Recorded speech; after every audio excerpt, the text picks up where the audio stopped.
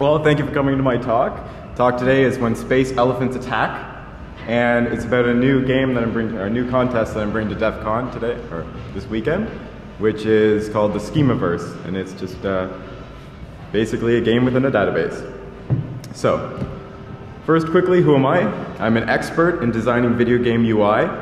I'm specialized in computer-human interaction. I'm a graphic designer, and I'm also a very skilled technical writer. Except I'm actually none of those things whatsoever. I made a game in a database. That wouldn't make any sense. So who am I really? Just a database geek. So, Schemaverse 101. It's a space battle game played entirely within a PostgreSQL database. There's actually no UI whatsoever, just glorious SQL queries constantly.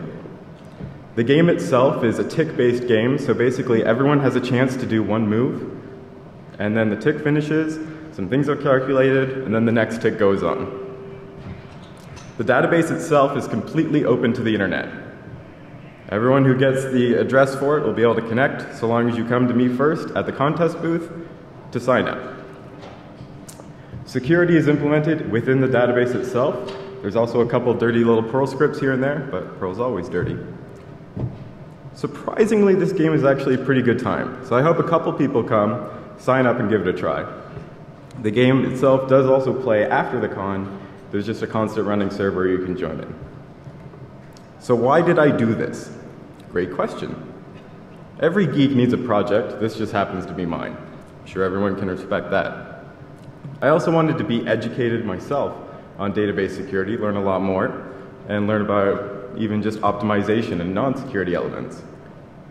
And I wanted to do the same and educate others on the matter.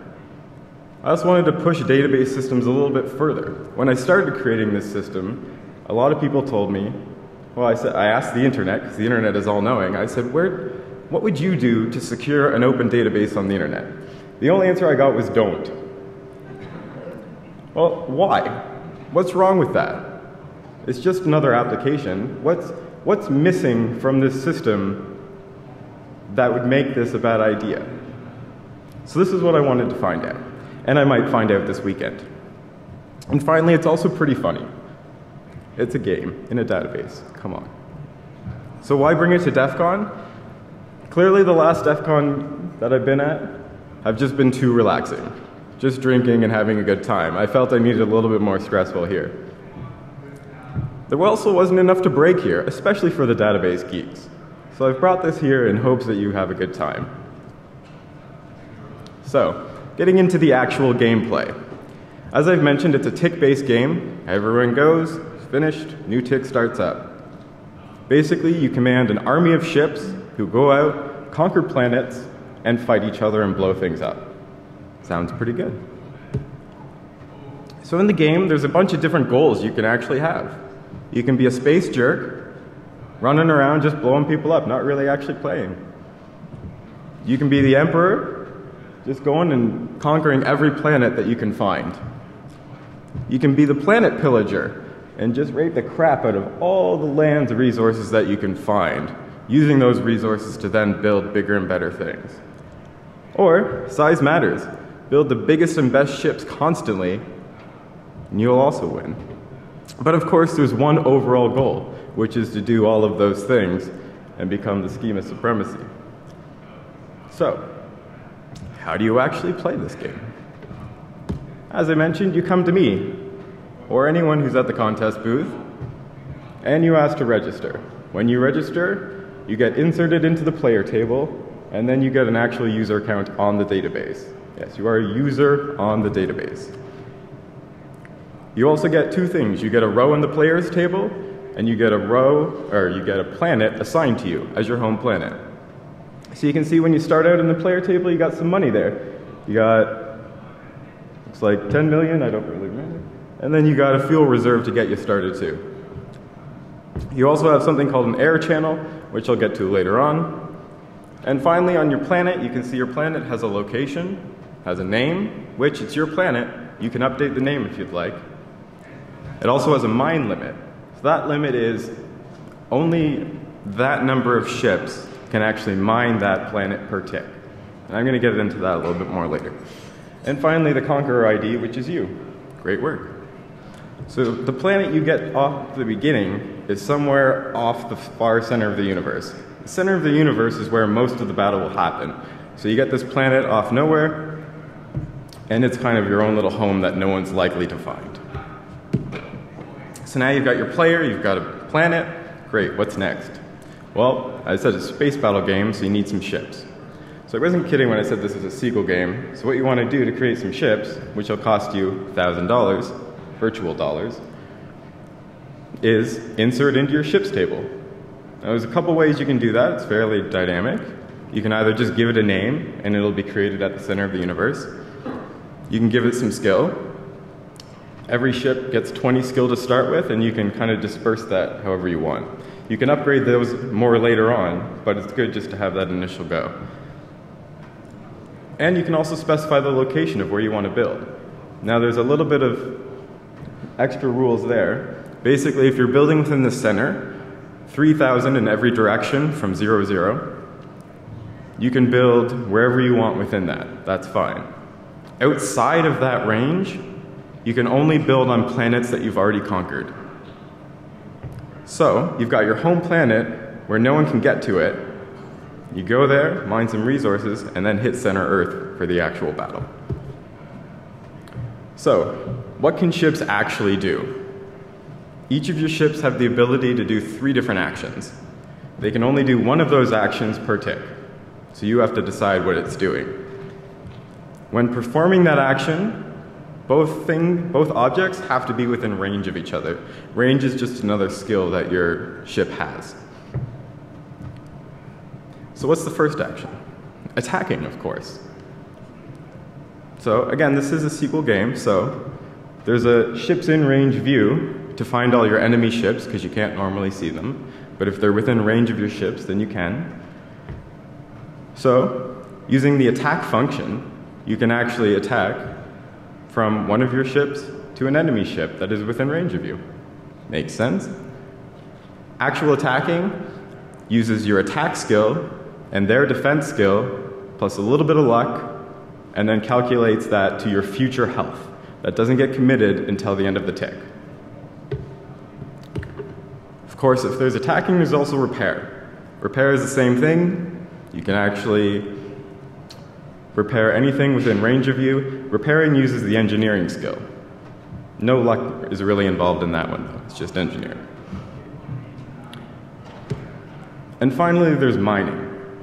Mining is how you get all the resources in the game. Mining is how you continue on and build up your fleets and improve the... So, when you mine a planet, nothing happens instantly. You get added to a table called...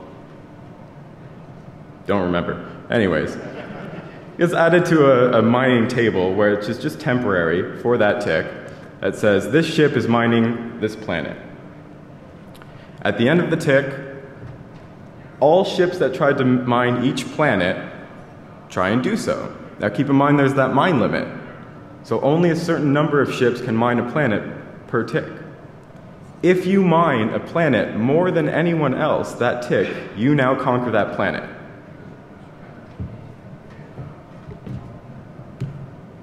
Oh, and you also get the resources. You don't have to conquer to get the resources, though. So obviously ships can also move around.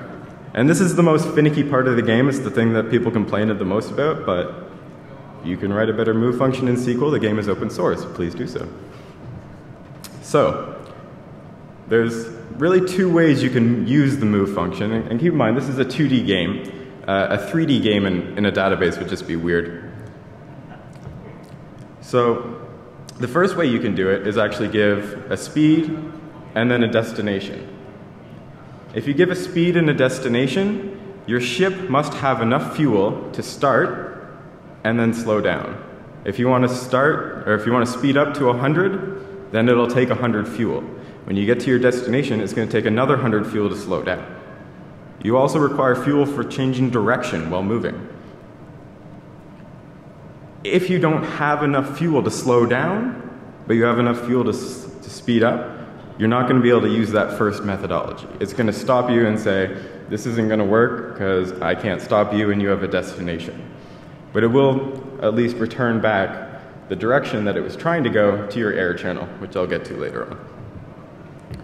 So the second way you can do it, if you don't have that much fuel and you don't actually care about stopping anywhere, is just specifying the speed and then the direction and then just null for the actual location.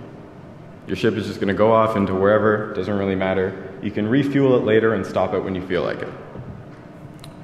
So that's pretty much moving around. It's not too hard, but for some reason it is difficult. Nice little graph there on how moving actually goes as far as the direction. Not too complicated. So, you got these awesome ships, but you want them to be better. You want that size matters award, maybe. Well, there are a lot of upgrades you can do. You can upgrade the health, the fuel, the speed, range. Range is a good one. Attack, defense, engineering, and prospecting. Prospecting is your mining. Should have mentioned that.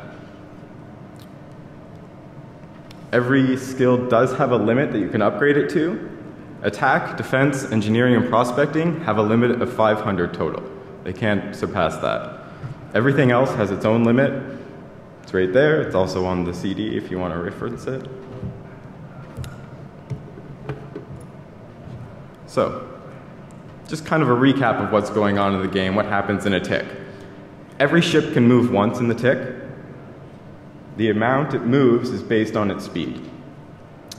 Every ship performs a single action, or they might do nothing. That's really up to you. After that, the perform mining function takes action and actually calculates who is successful in mining that planet, gives out resources, and awards New Planet Conqueror to anyone who's successfully done it. Planets will run out of fuel, so if that happens, some planets randomly will receive more fuel after each tick. Afterwards, damage and repair is committed. As I mentioned, attacking and repair happens to the future health. Future health becomes current health. Pretty simple. Any ship that has been at 0 health for 60 ticks is going to explode. And you can no longer use that ship. All your upgrades are gone, but you do get 1,000 virtual dollars of currency back, so that way you can build a new ship somewhere. And finally, tick_sequence.nextVal. Tick goes to the next, pretty standard. So, general strategy, as I talked about earlier, basically you want to go build on your home planet that you've been given, build up to your mine limit, and just mine the crap out of that planet. That's going to give you all the resources you need to then build some great ships for the center where everyone else is going to converge and try and branch out to get all the other planets. You're going to want to make sure you actually defend any planet you conquer. If you conquer a new planet, build some new ships around it to attack anything and to defend. It's pretty much the game. So anything that's happening in the game does enter your My Events view that you have. Most things that happen successfully, at least.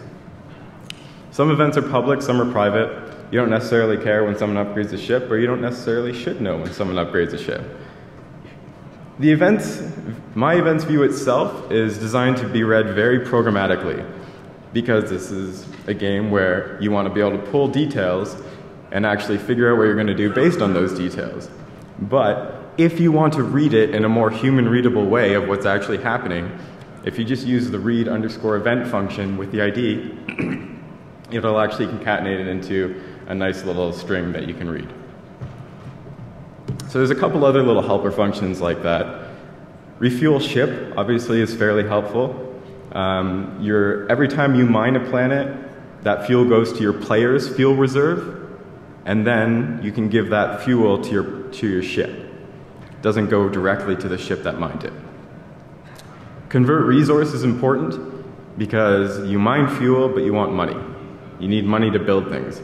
It's actually a one-to-one relationship. Originally I had some crazy system where it would fluctuate, but the only thing you ever do is convert fuel to money. You never convert money to fuel. So it was kind of tanked. Whoops. There's a couple other get character variable, get numeric variable. There's a variables table that holds like the maximums and things that you can upgrade to. So it's just an easy way to get that value. And get player ID and get player username, you're going to use those a lot if you write some queries based on the events table, or if you want to figure out who someone is that's attacking you. Other key views that you might find interesting, I talked about ships in range. Again, you can't see other ships in your My Ships table because it's not the Your Ships table, it's the My Ships table. So if you use the ships in range, then you can actually see other ships around you. The My Ships flight recorder is just kind of neat, really. It's actually completely useless, but if you wanted to graph out and see where all your ships went, then it's kind of fun. Finally, there's also online players, obviously what it is. Current stats just gives how many planets have been conquered, how many ships total are in the system, how many players are online, how many players are in the system, et cetera, et cetera. So it just, how much money is in the system too. So it just kind of gives you a benchmark to see how you're doing. You can't really see very much about how anyone else is doing in the game, but you can see the overall stats, so you can kind of guess how well you're doing off that. And then there's the public variable table, again, that I mentioned, which you can just use those functions to grab.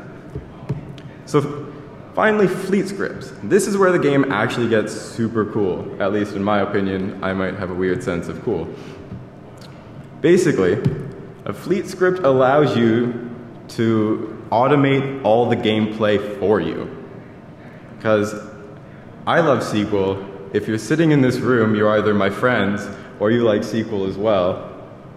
But you don't want to be writing SQL for the next 72 hours to win a contest. Because we're at DEFCON. DEFCON is a little bit more fun than doing that constantly. So how do you actually do this, and how does it work? Well, if you insert into your My Fleets table and give it a name, it's the first start. If you update your My Fleets table with the script declarations column and the script column, and then enable it, what's going to happen is it's going to take those sections there, which you can see for this one, I'm taking all of the ships within range and attacking the crap out of them. The system will take that data you just updated into those columns and then create a function out of it. So you can see this will be called fleet underscore script underscore 9 because we updated fleet script ID equals 9. The declarations go under declare, and the scripts go under begin. Just in case nothing does get returned, we've got a quick little return 1 at the end there. If you wanted to return something so it makes you feel better, it's fine, do so. So now you've just got this function, which isn't really doing a lot. It makes it easier because now you don't have to rewrite the scripts every time, you just call them. But if you want that to happen automatically for you every tick, you can do that.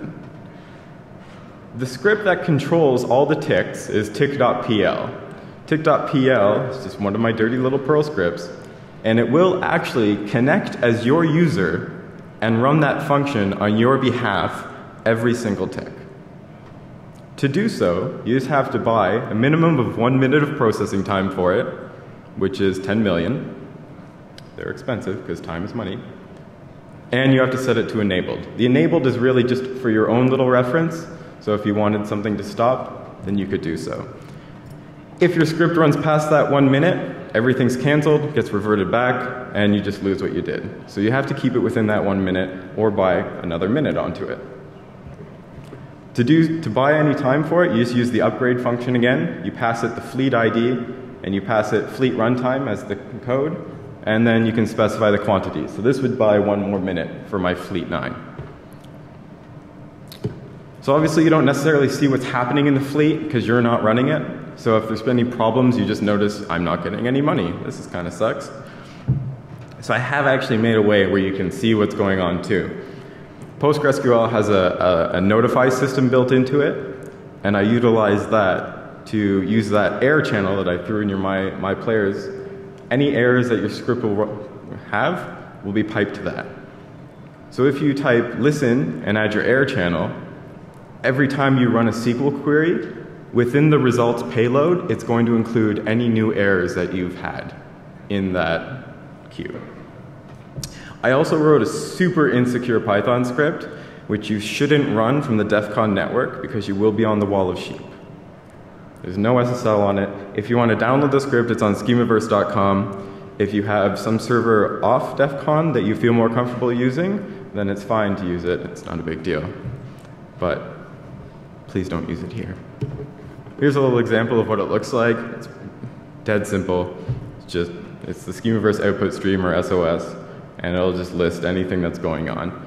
There's also a couple other things in the system that will notify here, not just fleet scripts, but anytime move fails or things like that, it just gives it here. I did have an error table at first, but after 10 million records in a couple days, it didn't seem like a good idea to continue. So, this is DEFCON. Security in this game. As I mentioned earlier, most people's response was don't. But hopefully, I think it might last. It lasted the first night, so I'm pretty happy about that. Architecture-wise in the game, as I said, you are users. So the players are users in the system. Then you've got the database, and then you've got the 2 Perl scripts. And I didn't really talk about the 1 Perl script yet, but I'll get to it. And that's really all the system is. So what was I worried about when writing this game? Well, query limits was the first one. All it takes is one person to run a couple queries of generate series 1 to infinity, and then no one could ever have another query actually run on the system. So I needed to find a way to stop that. Obviously, authentication is a bit of an issue. Luckily, I've got super secure MD5 going on. That was the best I could do. SQL injections, obviously a problem, although admittedly at first I thought, well, a user can only do what they have the ability to do on the system. And I kind of forgot a key fact of there was another higher power user controlling some things. And finally, Postgres exploits and quirks. I don't really know what the next 0 day is for Postgres. If it happens this weekend, I have things logging, so I hope I find it. As I mentioned earlier, most communities were less than helpful on pretty much all of this. I think the one response I got was use SSL. So someone connects securely to my box and then destroy it. So I was really happy about that.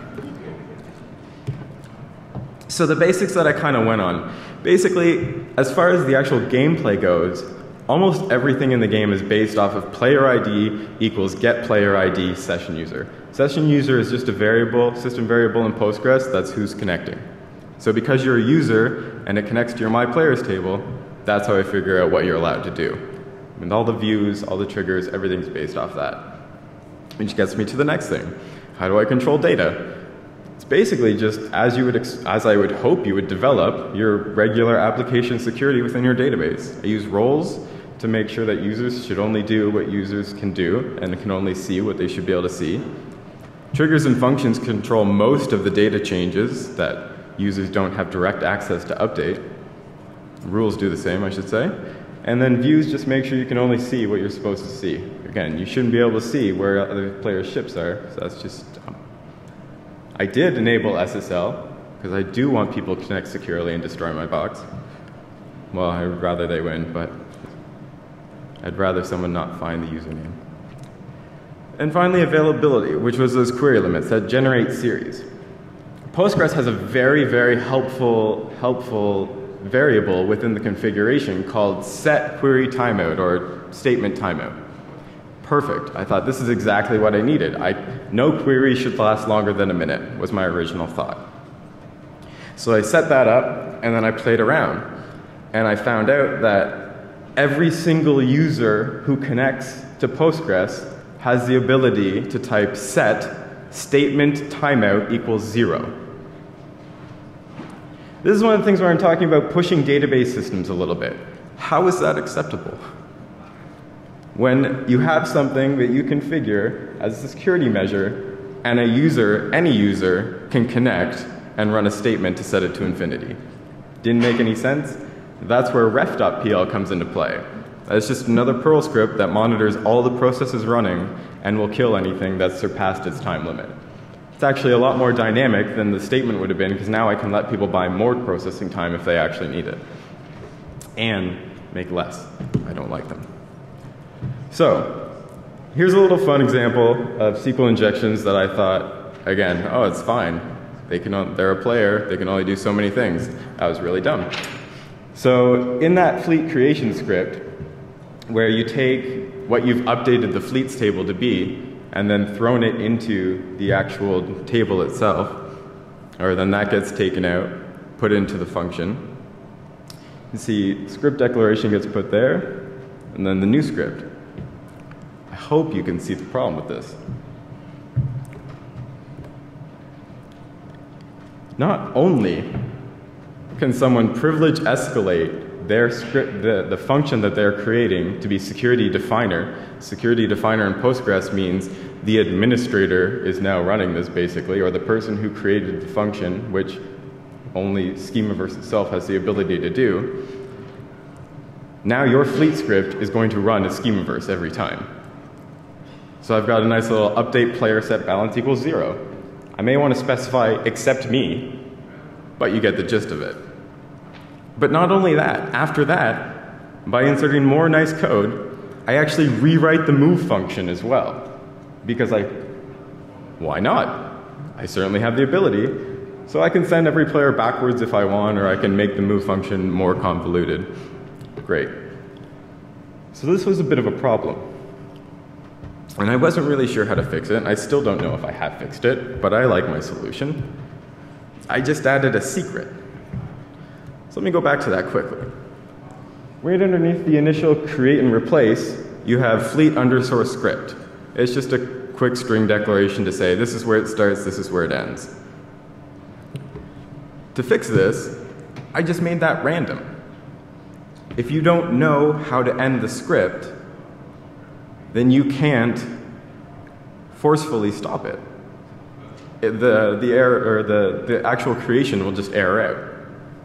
Now, I have had people with ideas come to me and say, well, what if I find a way to just make it so that I throw an exception, and then my exception does something? I have no idea if this works. If someone here wants to play around with it, again, it's DEFCON. It certainly can. So some final words on security.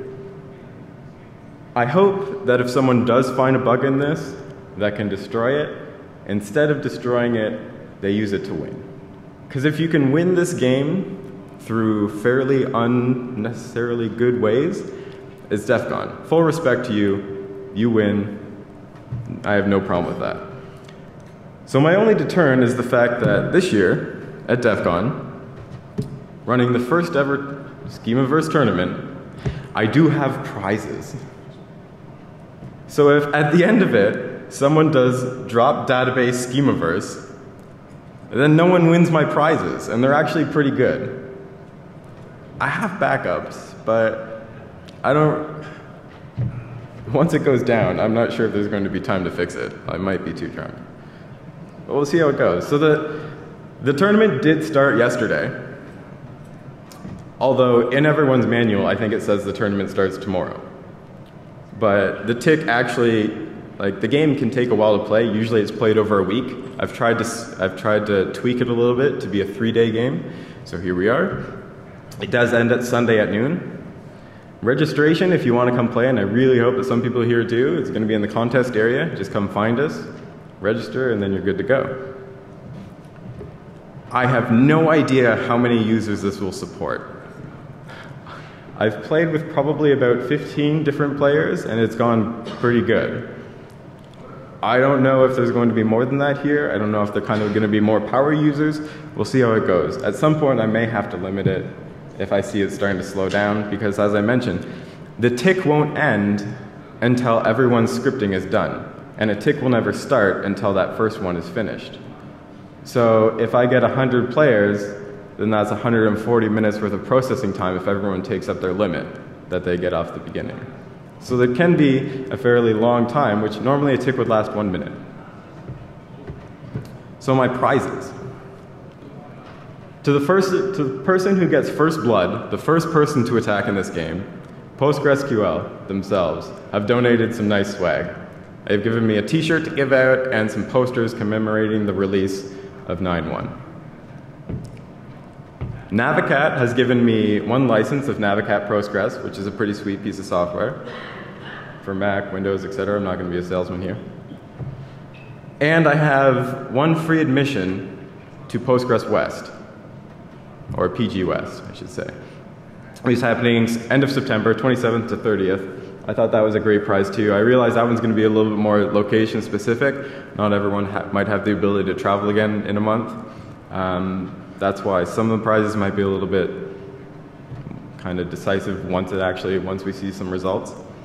And I've also got an extra $50 American from an anonymous donor who will basically, whoever he sees fit in the game will get it. So those are my prizes. So finally, how do you actually connect to this game? However the hell you want. It's a database on the net. Anything that can connect to the database, be it any language you want, Python, Perl, PHP, Ruby, .NET, Java, TCL, I super don't care. Use it. It's fine. Any database client you feel comfortable with. I'm going to say pgadmin might be your best bet because I know pgadmin has SSL. So I would suggest you use that. But if you're more comfortable with something else, I know Navicat will automatically pipe it through some SSH for you, so that could be useful too. Again, we are at DEFCON. A wall of sheep will be plentiful with Schemaverse accounts if we're not careful, and I'd rather that not happen. So as you can see, under my host, db.schemaverse.com was the super secret host name that you use to connect, and it's just on a regular port of 5432. So if you want more information, I've got a website, defcon.schemaverse.com, and then I've got some project homes that said it's open source. Now, my talk has ended up pretty fast. I apologize for that. I thought it was going to be too long from yesterday. So I'll kind of talk a little bit more about strategy and how to win if you actually want to. I do know some people who, instead of using my tick or the actual fleet system that I've developed, instead of spending wasted money on that, they actually just write Python scripts instead to run everything for them every minute. Roughly the same thing. You don't necessarily know when the tick ends, but you can always pull the system and find out if there's a new tick. So you can be fairly creative with how you play this game. Since I've got time, I'd love to answer questions if anyone has it. Yeah? How do you find nearby planets? Nearby planets, you can see every planet in the game using the planets table. Well, it's a view. Repeat the question.